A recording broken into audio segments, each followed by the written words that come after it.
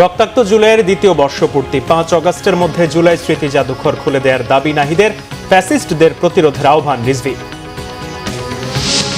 3টি নতুন উপজেলা ও 1টি থানা অনুমোদন প্রধানমন্ত্রীর সভাপতিত্বে নিকারের বৈঠকে। ঢাকা জেলায় অন্তর্ভুক্ত হল রাজুকের আওতাধীন পূর্বাচল নতুন শহর প্রকল্প এলাকা। শুরু হলো নতুন অর্থবছর, গতিহীন অর্থনীতির গতি ফেরানোই আসল চ্যালেঞ্জ বলছেন বিশ্লেষকরা। দুর্নীতি নিয়ন্ত্রণ ও বাজার ব্যবস্থা সংস্কারের তাগিদ বিরোধী দলীয় নেতা। কাল থেকে সারা দেশে একযোগে শুরু হচ্ছে এইচএসসি ও সমমানের পরীক্ষা। নকল, প্রশ্নপত্র ফাঁস ও গুজবের বিরুদ্ধে কঠোর হুঁশিয়ারি শিক্ষামন্ত্রী।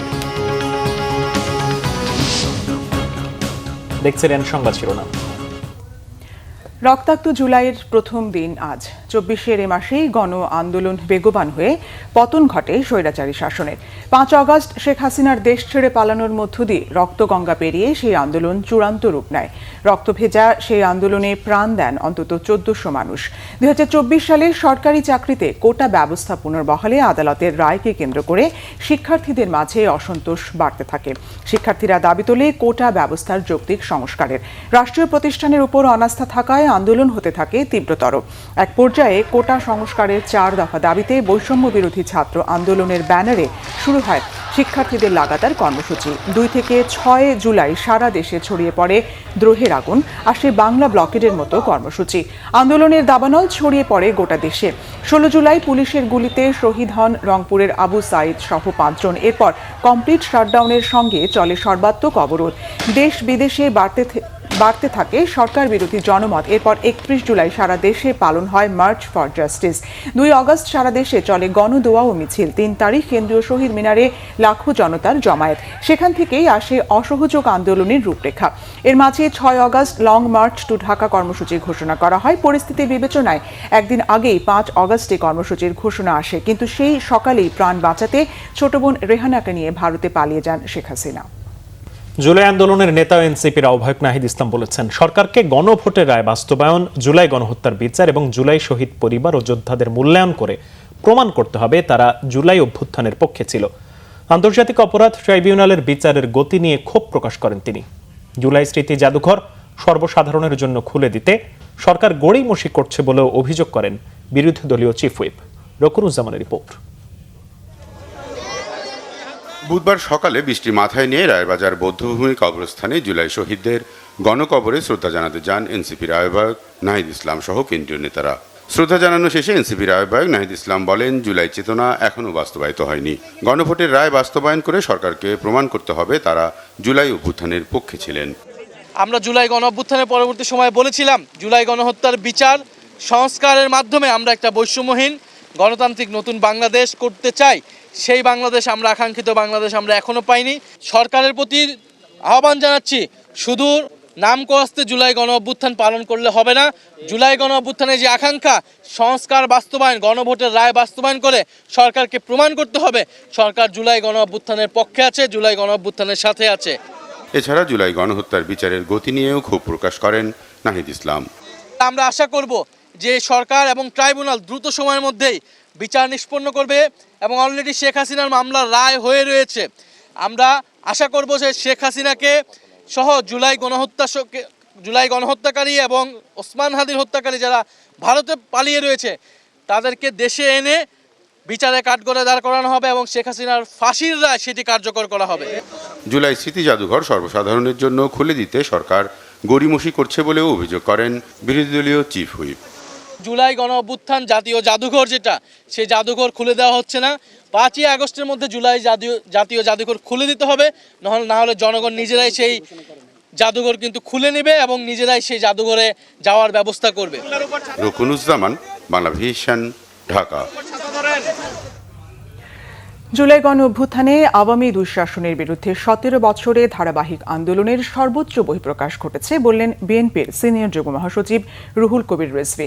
জুলাই গণ অভ্যুত্থানে শহীদদের স্মরণে রাত 12টা 1 মিনিটে কেন্দ্রীয় শহীদ মিনারে জাতীয়তাবাদী ছাত্রদল আয়োজিত মোমবাতি প্রজ্বলন অনুষ্ঠানে একথা বলেন তিনি। রিজভী বলেন, জুলাইয়ের শহীদদের স্মৃতি দেশের মানুষকে সবসময় অন্যায়ের বিরুদ্ধে এগিয়ে যাওয়ার প্রেরণা যোগাবে। তিনি আরও বলেন, এই আলোর প্রজ্বলন শুধু একদিনের জন্য নয়, প্রতিদিন সবকটা জানালা খুলে তুলে রাখতে হবে যেন কোনো অগণতান্ত্রিক স্বৈরাচারী শক্তির আর কখনো আগমন ঘটতে না পারে। আলোয় আলোয় স্মৃতি সমুজ্জ্বল শীর্ষক এই মোমবাতি প্রজ্বলন অনুষ্ঠানে জুলাই আন্দোলনের শহীদদের স্মৃতির প্রতি সম্মান জানিয়ে 1 মিনিট নীরবতা পালন করা হয়। ওই টাকা তো সব তাই জাতীয়তাবাদী ছাত্র দলের প্রতি কৃতজ্ঞতা জানাচ্ছি। মোমবাতি প্রজ্বলনের এই অনুষ্ঠান সার্থক হোক, সফল এবং সাংগঠনিক সম্পাদক জনাব আমানুল্লাহ আমান।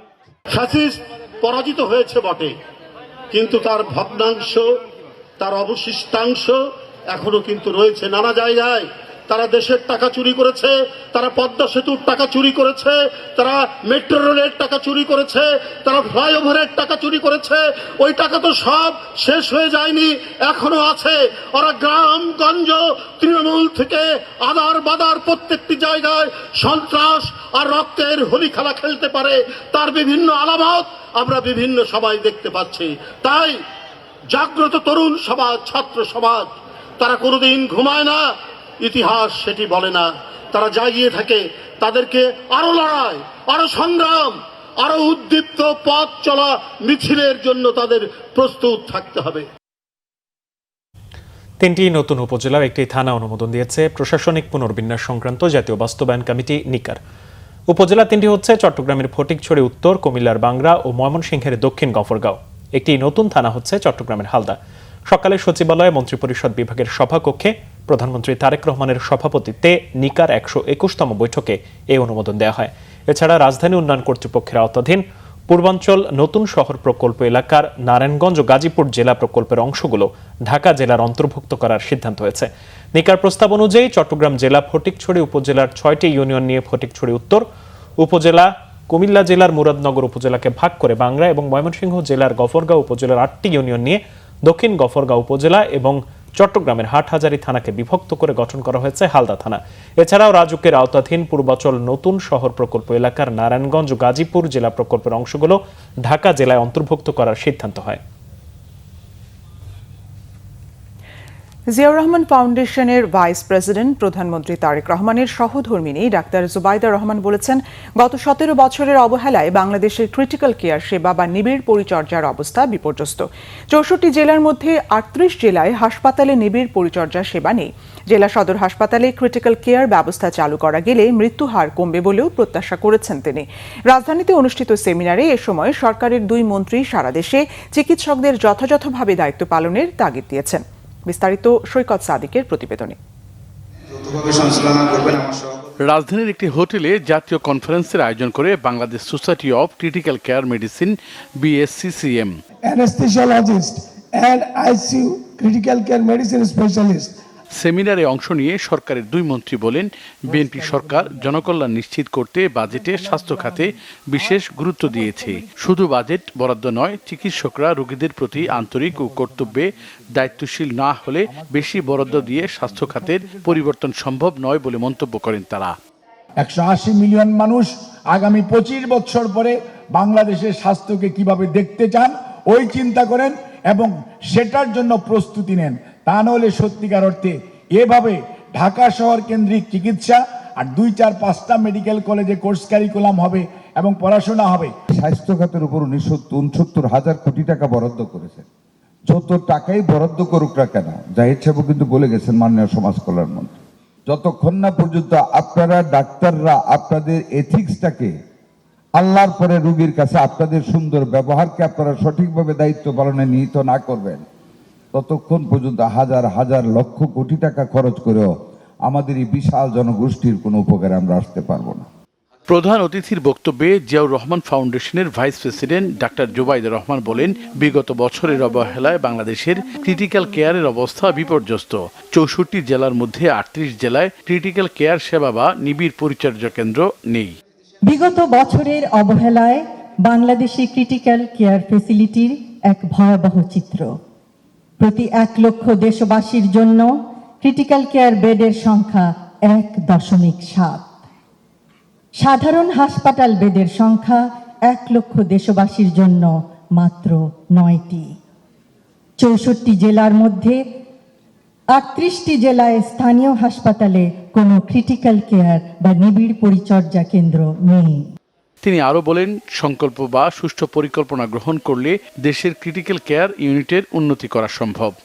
প্রত্যন্ত গ্রামাঞ্চলে ক্রিটিক্যাল কেয়ার প্রদান করতে না পারলেও অন্তত প্রপারলি ইকুইপড অ্যাম্বুলেন্স দ্বারা রোগীদের সদর হাসপাতালে আনা যায়।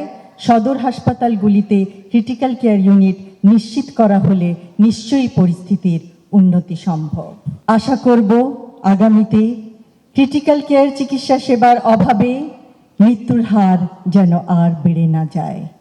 সেমিনারে অন্যান্য বক্তারা বলেন, স্বাস্থ্যসেবা নিশ্চিত করতে সমন্বিত প্রচেষ্টার কোনো বিকল্প নেই। সৈকুল সাদিক, বাংলা ভিশন, ঢাকা। আজ থেকে শুরু হলো নতুন অর্থ বছর। 2026-27 অর্থ বছরের বাজেটে সামাজিক নিরাপত্তা খাতের আওতা ও বরাদ্দ বৃদ্ধির সাথে রয়েছে অর্থনীতি পুনরুদ্ধারের চেষ্টা। বিশ্লেষকরা বলছেন, আসল চ্যালেঞ্জ গতিহীন অর্থনীতির গতি ফেরানো। কেবল এটি করতে পারলেই রাজস্ব আদায়ের লক্ষ্য পূরণ হবে, মিলবে বাজেট বাস্তবায়নে প্রয়োজনীয় বরাদ্দ। রিপোর্ট গোলাম ময়নুল হাসানের। এবার বিএনপি সরকারকে এমন একটা সময় বাজেট দিতে হয়েছে যখন দেশে অর্থনীতি ভিত্তি খুবই দুর্বল, কাঙ্ক্ষিত বিনিয়োগ নেই দেশে, আর বেশিরভাগ ব্যাংক আমানতকারীদের টাকা পর্যন্ত ফেরত দিতে পারছে না। এরপরও বিপুল প্রত্যাশা ও অর্থনীতি পুনরুদ্ধারের মিশনকে সামনে নিয়ে 9,38,000 কোটি টাকা বাজেট বাস্তবায়নে নেমেছে সরকার। গভর্নমেন্টের যে নীতি দর্শন আছে সে অনুযায়ী যে বরাদ্দ দরকার সেটা আগে সেট করেছে, কত স্পেন্ড করতে হবে এক্সপেন্ডিচার, তারপরে সেই এক্সপেন্ডিচারটার অর্থায়নের জন্য কি ব্যবস্থা। তার মধ্যে একটা হলো রাজস্ব কালেকশন আর বাকি হলো বিভিন্ন সোর্স থেকে ধার করা। তো এখন আমার এই রাজস্ব কালেকশন যেটা সেটা তো মেইন সোর্স। তা রাজস্ব কালেকশন তো নির্ভর করছে আমার অর্থনীতির প্রবৃদ্ধি কোন জায়গায় থাকবে। নতুন এনবিআর চেয়ারম্যান মহোদয়কে অবশ্যই ডিজিটালাইজেশন, কর ফাঁকি, কর এড়িয়ে যাওয়া বা কর জালের বাইরে যারা রয়েছে তাদেরকে কিভাবে এর মধ্যে অঙ্গীভূত করা যায়। বাজেটে ঘোষিত যে সমস্ত উদ্যোগের মাধ্যমে কর আদায় করতে চান সেই উদ্যোগগুলো সুনির্দিষ্টভাবে লক্ষ্যভিত্তিক, মাসভিত্তিক এবং অঞ্চলভিত্তিকভাবে টার্গেট সেট করে আগাতে হবে। বাজেট বাস্তবায়ন পুরোটাই নির্ভর করছে কতটা রাজস্ব আদায় সম্ভব হবে বা অর্থের সংস্থান নিশ্চিত করা যাবে। বাজেট ঘাটতির ক্ষেত্রে সরকারকে যতদূর সম্ভব কম অভ্যন্তরীণ উৎস থেকে ঋণ নেবার বিষয়ে নজর রাখা দরকার, যাতে বেসরকারি খাত পর্যাপ্ত পরিমাণে ঋণ পেতে পারে। পাশাপাশি বিদেশ থেকেও ফান্ড ফ্লো করা দরকার ব্যাংকিং চ্যানেলে, ফাইন্যান্সিয়াল সেক্টরে, যাতে করে বেসরকারি খাত স্বল্প সুদে আরও বেশি ঋণ পেতে পারে, যাতে তারা বিনিয়োগ করতে পারে। ইমিডিয়েটলি অনেক বেশি রাজস্ব কালেক্ট করতে হয়, সেখানে কিন্তু সেটা নির্ভর করবে যে অর্থনীতি কীভাবে আগাচ্ছে। অর্থনৈতিক প্রবৃদ্ধি যদি আমার কাঙ্ক্ষিত হারে না হয়, তার মানে কর্মকাণ্ড যদি কাঙ্ক্ষিত হারে না বাড়ে, তাহলে আমার ভ্যাট ট্যাক্স কালেকশন থেকে যে আমি আয় করব সেটা কিন্তু আমার কাঙ্ক্ষিত হারে হবে না। ফলে একটা চ্যালেঞ্জ কিন্তু থাকছে যে একটা মানে গতি হারানো অর্থনীতি, সেই অর্থনৈতিক ক্ষেত্রে অর্থনৈতিক কর্মকাণ্ড যখন অনেক বেশি আপনার গতিপ্রাপ্ত না, সেখানে কিন্তু ট্যাক্স কালেকশনটা একটা বিরাট চ্যালেঞ্জের জায়গায় থাকবে। ব্যাংক খাত ঠিক করা না গেলে বাজেট বাস্তবায়ন করা খুব কঠিন হবে বলেই মনে করেন বিশ্লেষকরা। এই লেটেস্ট যে ফিগার আছে, গোলাম ময়নুল হাসান, বাংলা ভিশন, ঢাকা। জাতীয় সংসদে পাশ হওয়া 2026-27 অর্থ বছরের বাজেটকে সর্বকালের সেরা বাজেট বলতে নারাজ বিরোধী দলীয় নেতা ও জামাত ইসলামের আমির ডক্টর শফিকুর রহমান। বাজেট বাস্তবায়নে সক্ষমতা, দুর্নীতি নিয়ন্ত্রণ এবং বাজার ব্যবস্থার সংস্কারের উপর গুরুত্ব আরোপ করেছেন তিনি। ছায়া মন্ত্রিসভা গঠনের কাজ চলছে বলেও জানিয়েছেন বিরোধী দলীয় নেতা। মেজবা রহমানের রিপোর্ট। জাতীয় সংসদে পাশ হওয়া 2026-27 অর্থ বছরের বাজেট নিয়ে দলের আনুষ্ঠানিক প্রতিক্রিয়া জানাতে সাংবাদিকদের সঙ্গে মতবিনিময়ের আয়োজন করে বিরোধী দল। জাতীয় সংসদের এলডি হলে বাজেট পরবর্তী সংবাদ সম্মেলনে বাজেট নিয়ে দলীয় মূল্যায়ন তুলে ধরেন বিরোধী দলীয় নেতা ডাক্তার শফিকুর রহমান। তিনি বলেন, দেশের অর্থনীতি এখনো শক্ত ভিত্তির উপর দাঁড়াতে পারেনি।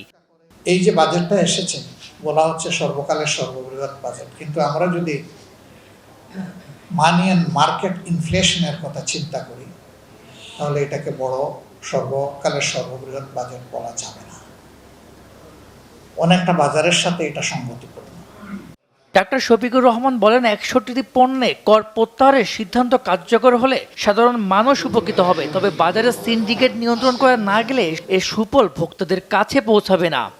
61টা আইটেমে কর একদম সর্বনিম্ন পর্যায়ে নিয়ে আসা হয়েছে অথবা প্রত্যাহার করা হয়েছে।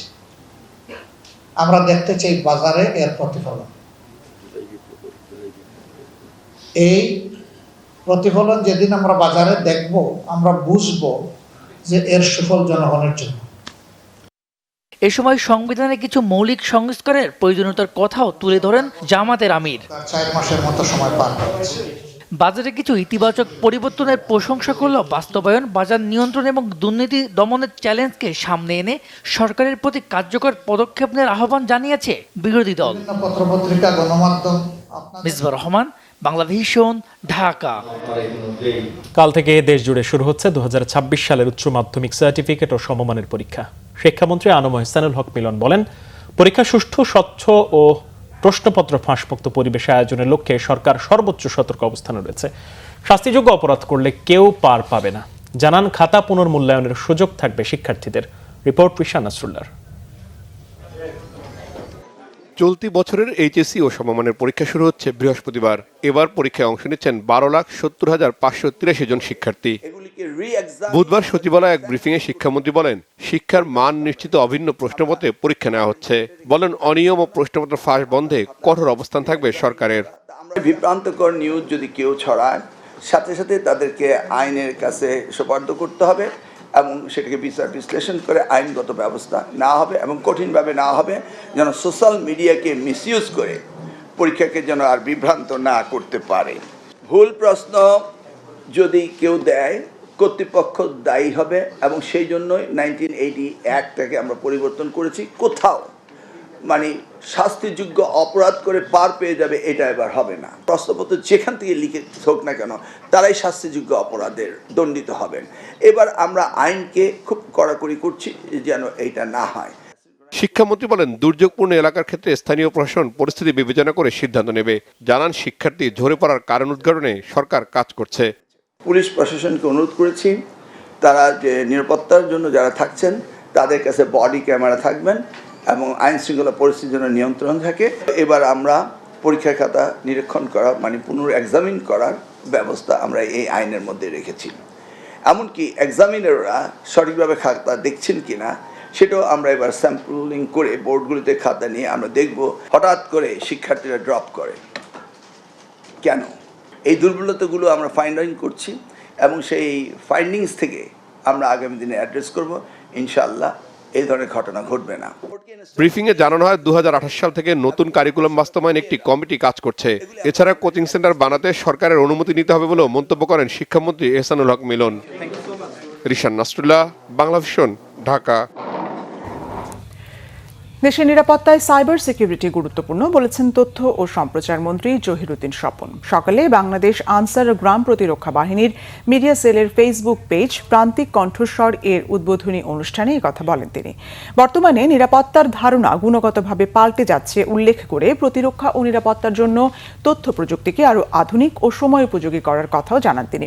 এছাড়া ডিজিটাল প্ল্যাটফর্ম প্রান্তিক কণ্ঠস্বর বাংলাদেশ আনসার ও গ্রাম প্রতিরক্ষা বাহিনীর সকল সেবামূলক কাজ ও অবদানকে দেশের মানুষের কাছে তুলে ধরবে, এই সহায়তা করবে বলে জানান তথ্যমন্ত্রী জহিরুদ্দিন স্বপন।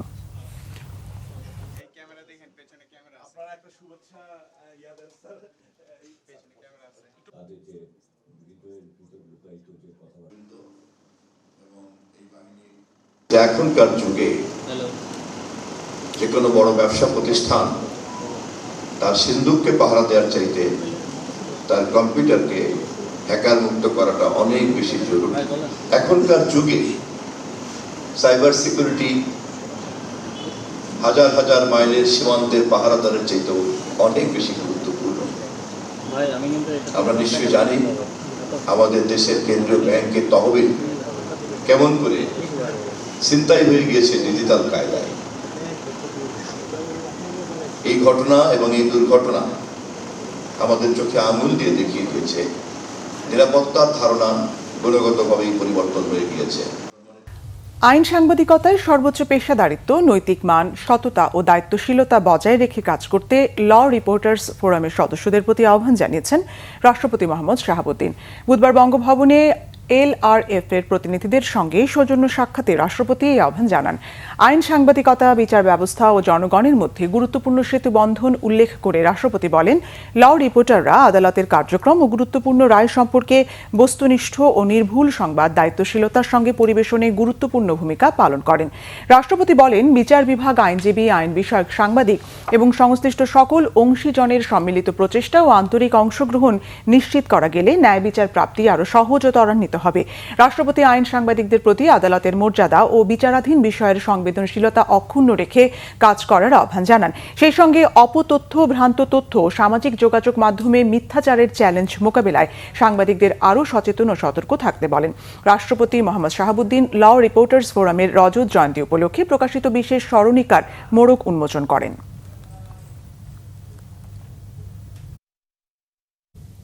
চীনের পক্ষ থেকে আসা 2+2 বা দুই দেশের পররাষ্ট্র ও প্রতিরক্ষা মন্ত্রণালয়ের মধ্যে সংলাপ এবং অর্থনৈতিক করিডোরের মতো প্রস্তাবগুলো সরকার পরীক্ষা নিরীক্ষা বিবেচনা করে দেখবে বলে জানিয়েছেন পররাষ্ট্র প্রতিমন্ত্রী শামা ওবায়দ ইসলাম।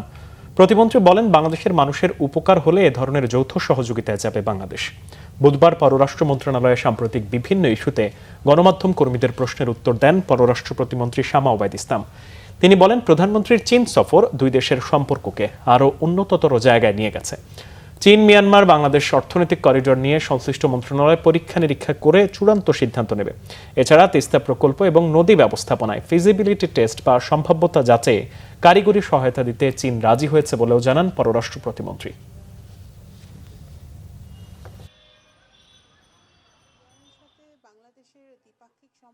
এই প্রস্তাবগুলো দেওয়া হয়েছে চীন সরকারের পক্ষ থেকে 2+2 এখানে বৈঠক এবং ইকোনমিক করিডোর, সেটা নিয়ে অবশ্যই বাংলাদেশ সরকার আমরা পর্যালোচনা করছি এবং এটা আমরা কিন্তু প্রথম থেকে বলে আসছি যে বাংলাদেশের সরকারের পররাষ্ট্র নীতি বাংলাদেশের মানুষের স্বার্থকে রক্ষা করে বাংলাদেশের মানুষের চাহিদাকে মাথায় রেখে সেই বাস্তবায়িত হবে। বিএনপির সিনিয়র যুগ্ম মহাসচিব রুহুল কবির রিজভী বলেছেন, আইনের শাসন প্রতিষ্ঠায় আইনজীবীদের ভূমিকা সবচেয়ে গুরুত্বপূর্ণ। বিকেলে রাজধানীর সুপ্রিম কোর্ট আইনজীবী সমিতি মিলনায়তনে ইসলামী বিশ্ববিদ্যালয় ল অ্যালামনাই অ্যাসোসিয়েশনের উদ্যোগে সংবর্ধনা অনুষ্ঠানে কথা বলেন তিনি। বলেন, ফ্যাসিবাদের বিরুদ্ধে দীর্ঘ আন্দোলনে আইনজীবীদের অবদান ইতিহাসে অনস্বীকার্য। তাদের এই ভূমিকা বাদ দিয়ে কোনো ইতিহাসই পূর্ণ হবে না। রিজভীর অভিযোগ, শেখ হাসিনার শাসনামলে বিচার বিভাগের স্বাধীনতা ধ্বংস করা হয়েছে, আদালতকে রাজনৈতিকভাবে ব্যবহার করা হয়েছে এবং বিচারিক প্রক্রিয়াকে প্রভাবিত করা হয়েছে। সেই অবস্থা থেকে বেরিয়ে এসে ন্যায় বিচার ভিত্তিক বিচার ব্যবস্থা গড়ে তুলতে হবে বলে মন্তব্য করেন রুহুল কবির রিজভী।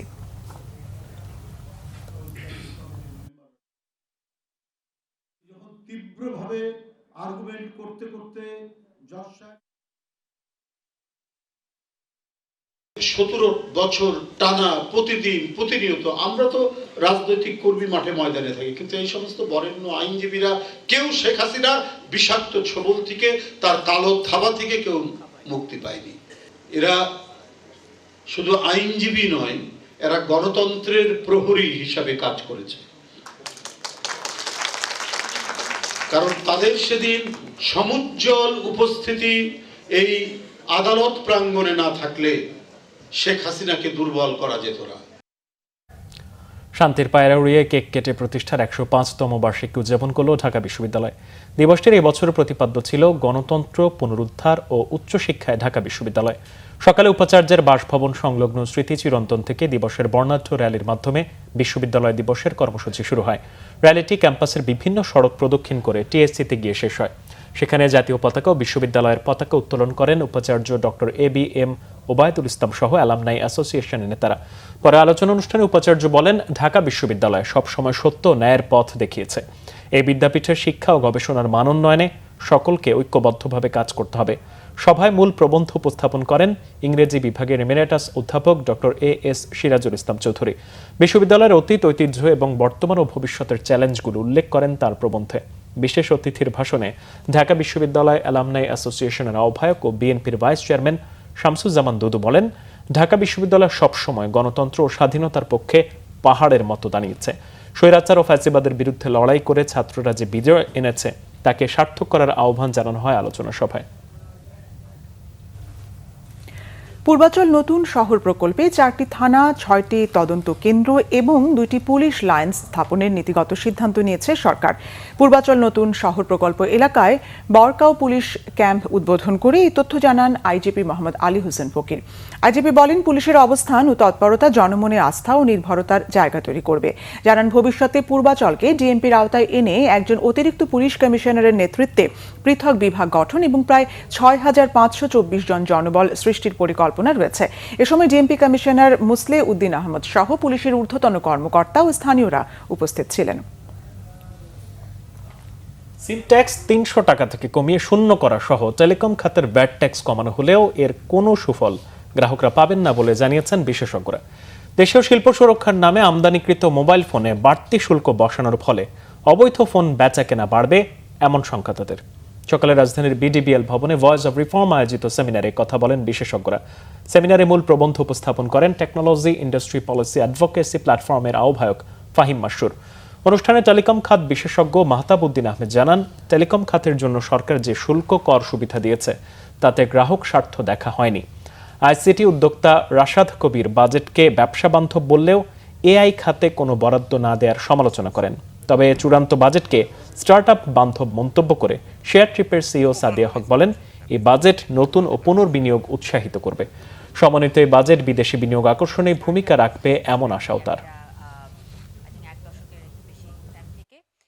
যারা রেজিস্টার্ড স্টার্টআপ, যারা আসলে কোয়ালিফাই করছে, যারা প্রুভ করতে পারছে যে তারা স্টার্টআপ ডেফিনেশনের মধ্যে পড়ছে, এই XYZ যে অ্যামাউন্টই হোক না কেন, depending on the scale of the startup অথবা the stage of the startup, যারা আর্লি স্টেজে আছে ভার্সাস যারা গ্রোথ স্টেজে আছে, যে একটা পর্যায়ে চলে এসেছে, তাদের জন্য এটা খুবই খুবই সিগনিফিক্যান্ট একটা contribution to be reinvest into the company. যদি ওটিএ পার্সপেক্টিভ থেকেও বলি, যে সেখান থেকে আমরা যেই পরিমাণে কন্ট্রিবিউশন কিংবা ফোকাস আবার টেকনোলজির উপরে করতে পারবো, যেটা দিয়ে কাস্টমারদেরকে আমরা সার্ভিসটা আরও বেটারভাবে দিতে পারবো, আরও সিমলেসভাবে দিতে পারবো, আরও এফিশিয়েন্টভাবে দিতে পারবো। আমরা যেটা সিমট্যাক্স নিয়ে বলছি, যে আপনি 1200 কোটি টাকা বললেন, এই নাম্বারটা মোটামুটি পুরোপুরি বেনিফিটটাই চলে যাবে অপারেটরদের কাছে, এতে কোনো সন্দেহ। এটা কাউন্টটা কি সেটাও বলেছি, particular not against SIM tax removal, আমি এটার এগেনস্টে না, করেছে ভালো, কিন্তু আমি বলছি এই 1200 কোটি টাকার বেনিফিটটা যদি আমাদের জনগণকে দেওয়া হতো in the form of supplementary tax removal or reduction, তাহলে দেশের জন্য আরো বেশি ভালো হতো। সায়েন্টিফিক কন্টিনিউইং এডুকেশনের মাধ্যমে পার্কিনসন্স রোগের আধুনিক চিকিৎসা সম্পর্কে চিকিৎসকদের জ্ঞান ও দক্ষতা আরও সমৃদ্ধ হবে এবং একই সঙ্গে দেশে মুভমেন্ট ডিসঅর্ডার্স সম্পর্কিত চিকিৎসা, গবেষণা ও জনসচেতনতা বৃদ্ধিতে গুরুত্বপূর্ণ ভূমিকা রাখবে বলে মনে করেন বিশেষজ্ঞ চিকিৎসকেরা। বুধবার ঢাকা ক্লাবে আয়োজিত মুভমেন্ট ডিসঅর্ডার সোসাইটি অব বাংলাদেশের নির্বাহী কমিটির পরিচিতি সভায় এমন মন্তব্য করেন বক্তারা। এতে প্রধান অতিথি ছিলেন বাংলাদেশ মেডিকেল বিশ্ববিদ্যালয়ের উপাচার্য ডক্টর FM সিদ্দিকী। অনুষ্ঠানে সভাপতিত্ব করেন movement disorder society of Bangladesh MDSB এর সভাপতি, নিউরোলজি বিভাগের অধ্যাপক এবং বাংলাদেশ মেডিকেল বিশ্ববিদ্যালয়ের সাবেক বিভাগীয় প্রধান অধ্যাপক ডাক্তার নূর উদ্দিন মোহাম্মদ ইউসুফ। অনুষ্ঠানে বিশেষ অতিথি, প্যানেলিস্ট ও আলোচক হিসেবে দেশের খ্যাতনামা নিউরোলজিস্ট, নিউরোসার্জন ও বিশেষজ্ঞ চিকিৎসকেরাও অংশ নেন। তাদের মধ্যে ছিলেন অধ্যাপক ডাক্তার MA হান্নান, অধ্যাপক ডাক্তার জালাল উদ্দিন মোহাম্মদ রুমি, অধ্যাপক ডাক্তার মোহাম্মদ নুরুজ্জামান খান, অধ্যাপক ডাক্তার হাসান জাহিদুর রহমান, অধ্যাপক ডাক্তার M বাহাদুর আলী মিয়া, ডাক্তার মোহাম্মদ নজমুল হুদা বিপ্লব, অধ্যাপক ডাক্তার মাহমুদুল ইসলাম, অধ্যাপক ডাক্তার মাহবুবুল আলম, সহযোগী অধ্যাপক ডাক্তার ইমরান সরকার, কর্নেল ডাক্তার জিয়াউদ্দিন মোহাম্মদ ইয়াহিয়া, অধ্যাপক ডাক্তার মনিরুজ্জামান ভূঁইয়া, অধ্যাপক ডাক্তার মোহাম্মদ আব্দুল আলিম নাদিম, অধ্যাপক ডাক্তার শেখ মাহবুবুল হক ও কর্নেল অধ্যাপক ডাক্তার মুজিবুর রহমান। অনুষ্ঠানে কি নোট স্পিকার হিসেবে বক্তব্য রাখেন সহযোগী অধ্যাপক ডাক্তার ইমরান সরকার। ওয়েলকাম অ্যাড্রেস দেন অধ্যাপক ডাক্তার মাহবুবুল আলম। রিপোর্টার হিসেবে দায়িত্ব পালন করেন কর্নেল ডাক্তার জিয়াউদ্দিন মোহাম্মদ ইয়াহিয়া এবং ভোট অব থ্যাঙ্কস দেন অধ্যাপক ডাক্তার মোহাম্মদ আফতাব হালিম। চট্টগ্রাম মহানগরের ফরেস্ট গেট এলাকায় দুর্বৃত্তের গুলিতে আজাদ নামে এক যুবক নিহত হয়েছে।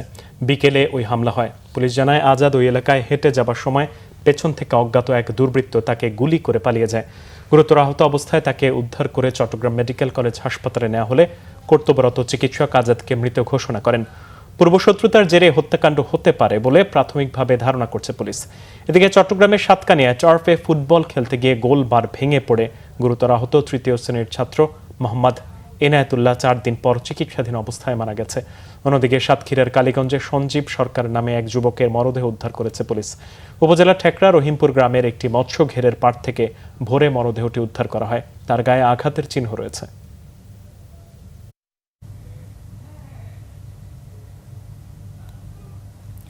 আরো কিছু খবর নিয়ে দেখুন একটি ডেস্ক রিপোর্ট। সাভারের বলিয়ারপুরের আমিনবাজার ল্যান্ডফিল্ডের বর্জ্য থেকে 2028 সালের নভেম্বর থেকে বিদ্যুৎ উৎপাদন কার্যক্রম শুরু হবে বলে জানিয়েছেন স্থানীয় সরকার প্রতিমন্ত্রী মীর শাহে আলম। জায়গাটি পরিদর্শন শেষে সাংবাদিকদের এক প্রশ্নের জবাবে তিনি এই তথ্য জানান। এ সময় পরিবেশ, বন ও জলবায়ু পরিবর্তন প্রতিমন্ত্রী শেখ ফরিদুল ইসলাম ও ঢাকা উত্তর সিটির প্রশাসক শফিকুল ইসলাম খান মিল্টন সহ আরও অনেকেই উপস্থিত ছিলেন। চাঁপাইনবাবগঞ্জে ব্যাটারি চালিত অটোরিকশা ও ভ্যানের টোল আদায় বন্ধ এবং টোলমুক্ত ঘোষণার দাবিতে সড়ক অবরোধ করে মানববন্ধন করেছেন শ্রমিকরা। মহানন্দা নদীর ওপর বীরশ্রেষ্ঠ শহীদ ক্যাপ্টেন মহিউদ্দিন জাহাঙ্গীর সেতুর উত্তর প্রান্তে 2 ঘণ্টা ব্যাপী কর্মসূচি পালন করেন তারা। বক্তব্য রাখেন সংসদ সদস্য ডক্টর কিরামত আলী সহ অন্যরা।